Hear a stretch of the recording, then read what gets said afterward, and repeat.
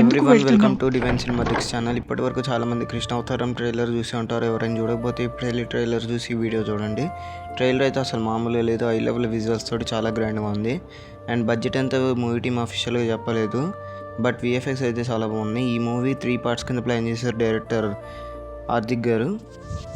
అయితే హార్దిక్ గారు 6 మూవీస్ని డైరెక్ట్ చేశారు అండ్ 4 మూవీస్కి స్టోరీ రైటర్గా వర్క్ చేశారు.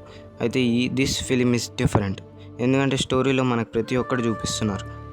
లైక్ రాధాకృష్ణుడి యొక్క ప్రేమ కథ, రుక్మిణిని ఎలా పెళ్లి చేసుకున్నాడు కృష్ణుడు, ఇంకా ద్వారక ఎలా మునిగిపోయింది, కురుక్షేత్ర యుద్ధం ఎలా ముగిసింది, ఎవ్రీథింగ్ ఆల్ డైలాగ్స్ కూడా చాలా బాగా రాశారు.